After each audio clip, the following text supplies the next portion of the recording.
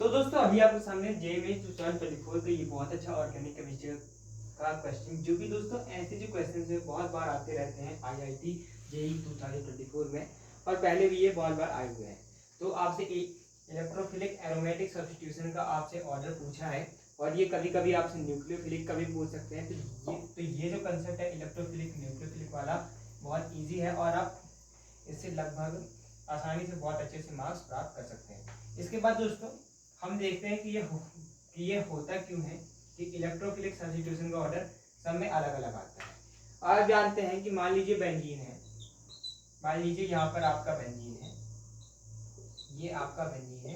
तो आप देखें तो इस बेंजीन के पास क्या है, पाई बॉन्ड है इसके पास। तो ये थोड़ी दोस्तों लूज बॉन्ड होता है, इसके ऊपर दोस्तों अपने इलेक्ट्रॉन जो है थोड़े से लूज होते हैं, चलते फिरते रहते हैं, आपके रेजोनेंस भी होता है। तो फिर इसमें क्या होता है, आसानी से कोई अगर दोस्तों इलेक्ट्रॉन किसी को चाहिए है, कोई एक्स माइनस है या फिर कोई न्यूट्रल वाला भी है, तो वो आसानी से इनसे इलेक्ट्रॉन प्राप्त कर सकता है। तो अब आप यहाँ पर देखें, तो अगर दोस्तों ये रिंग है, रिंग के ऊपर कोई मान लीजिए कोई ग्रुप आपका लगा है, कोई ग्रुप मान लीजिए वाई है, अगर वो इलेक्ट्रॉन आपका बढ़ा रहा है, अगर वो इलेक्ट्रॉन आपका बढ़ा रहा है, तो फिर दोस्तों इलेक्ट्रोफिलिक एरोमेटिक सब्स्टिट्यूशन या फिर इलेक्ट्रोफिलिक सब्स्टिट्यूशन आपका क्या होगा, बढ़ेगा। क्यों? क्योंकि इसको चाहिए है दोस्तों इलेक्ट्रोफाइल, इसको एक्स प्लस आप कर लीजिएगा, इसको चाहिए दोस्तों इलेक्ट्रोफाइल, इसको चाहिए आपका इलेक्ट्रॉन। तो अगर ये दोस्तों इलेक्ट्रॉन बढ़ा रहा है तो दोस्तों ये ज्यादा अट्रैक्ट होगा, तो रेट बढ़ेगा। लेकिन अगर इसका उल्टा होने लगे, अगर वो दोस्तों इलेक्ट्रॉन घटाने लगे, अगर वो रिंग में इलेक्ट्रॉन घटाने लगे, अपनी तरफ इलेक्ट्रॉन खींचने लगे, तो इसमें क्या होगा, इसका जो रेट होगा वो नीचे चले जाएगा, वो रेट थोड़ा कम हो जाएगा। तो ऐसा ही होता भी है, ऐसा ही होता भी है कि अगर आपके पास कोई एक्टिवेटिंग ग्रुप हो, activating group in the sense कि एक्टिवेट कर रहा है वो, कि इलेक्ट्रोफिलिक सब्स्टिट्यूशन हो जाए, वो आपके सपोर्ट में है। और ऐसे सपोर्ट वाले ग्रुप कौन कौन से होते हैं, एक तो इसमें होता है plus I group, plus inductive effect group, और प्लस एम या फिर प्लस आर ग्रुप। तो अगर हम प्लस आई की बात करें, तो प्लस आई वाले भी आपके ग्रुप होते हैं, जैसे कि आपके CH3 है, तो CH3 आपका एक प्लस आई ग्रुप होता है, जो आपके अल्काइल ग्रुप होते हैं एक प्लस आई ग्रुप होता है, ये देते हैं इलेक्ट्रॉन नीचे, क्योंकि इलेक्ट्रॉन नेगेटिविटी डिफरेंस आपके डबल बॉन्ड वाले कार्बन और सिंगल बॉन्ड वाले कार्बन में होता है। और प्लस एन की अगर हम बात करें, तो किसी के पास अगर दोस्तों आपका लोन पेयर है, किसी के पास अगर आपका लोन पेयर है, तो फिर क्या होता है, वो लोन पेयर अपना नीचे देगा, तो लोन पेयर अपना नीचे देगा, तो ऐसे इलेक्ट्रॉन बढ़ जाएंगे। बाकी इसका उल्टा भी होता है, प्लस आई में आपके आपने एल्काइल देख लिया, आप देखेंगे कि जो हेलोजेंस है, हेलोजेंस की अगर हम बात करें, तो हेलोजेंस में क्या होता है, हेलोजन की अगर मैं बात करूं, तो इनके पास होता है माइनस आई इफेक्ट, और इनके पास लोन पेयर होता है, तो इनके पास प्लस एम भी होता है।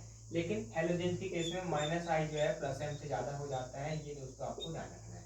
इसके बाद हम देखते हैं कि इसमें होगा कैसे। तो सबसे पहले हम इसको देखें, तो ये आपका OCH3 है, OCH3 है, तो OCH3 क्या करेगा, रिंग में इलेक्ट्रॉन देगा या फिर रिंग से इलेक्ट्रॉन लेगा। तो ऑक्सीजन है, ऑक्सीजन के पास लोन पेयर है, मैं जान रहा हूँ कि ऑक्सीजन के पास इलेक्ट्रोनेगेटिविटी भी है, लेकिन उसका इंडक्टिव इफेक्ट जो है उसके मेसोमेरिक रेजोनेंस इफेक्ट से कम होगा। तो यहाँ पर वो अपना लोन पेयर देगा और इलेक्ट्रॉन बढ़ जाएंगे। तो ये तो आपका इलेक्ट्रॉन बढ़ाने वाला हो गया, या ये आपका इलेक्ट्रॉन बढ़ाएगा। इसके बाद मैं इसको देखूं, तो अभी आपने देखा ये क्या है, प्लस आई से इलेक्ट्रॉन देगा, प्लस आई से इलेक्ट्रॉन ये देगा, और ये किससे देगा, प्लस एम से इलेक्ट्रॉन देगा। इसके बाद देखें, तो ये तो हाइड्रोजन है, इसका कोई इफेक्ट नहीं होगा।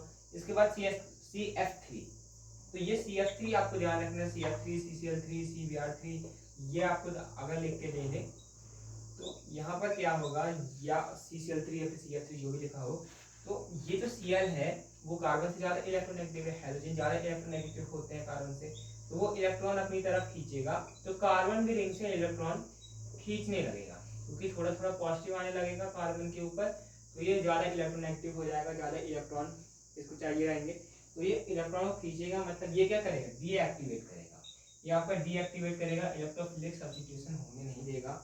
और हाइड्रोजन का तो कुछ नहीं है। तो यहाँ पर देखें, तो ये इलेक्ट्रॉन बढ़ा रहा है प्लस एम से, ये इलेक्ट्रॉन बढ़ा रहा है उनका प्लस आई से, तो जो आपका पहले वाला है, जो आपका पहले वाला सबसे ज्यादा बढ़ा रहा है, उसके उसके बाद थोड़ा सा कम बना रहा है आपका ये दूसरे वाला ऑर्डर, आप देख लीजिएगा ये दूसरे वाला। उसके बाद न्यूट्रल है आपका तीसरे वाला, और उसके बाद ये जो चौथा वाला है, ये जो आपका चौथा वाला है, ये इलेक्ट्रॉन घटा रहा है। तो ये ऑर्डर आपका हो जाएगा, ये ऑर्डर आपका हो जाएगा इलेक्ट्रोफिलिक सब्स्टिट्यूशन का। न्यूक्लियोफिलिक सब्स्टिट्यूशन का ऑर्डर होता है तो इसका उल्टा होता है। क्यों? क्योंकि न्यूक्लियोफिल को चाहिए होता है पॉजिटिव चार्ज, न्यूक्लियोफाइल नाम इसलिए पढ़ा क्योंकि न्यूक्लियस में होता है आपको पॉजिटिव चार्ज और न्यूक्लियोफाइल में चाहिए होता है पॉजिटिव चार्ज। तो जो पॉजिटिव चार्ज बढ़ाएगा यानी कि इलेक्ट्रॉन खींचेगा, उसमें न्यूक्लियोफाइल का ऑर्डर ज़्यादा होगा। बाकी आप थोड़े बहुत नाम भी याद रखिएगा, जैसे कि अगर आप प्लस में याद रखना चाहें तो आप OH को ध्यान रखिएगा, OCH का ध्यान रखिएगा। ये ध्यान रखिएगा कि OH का OCH से ज़्यादा होता है।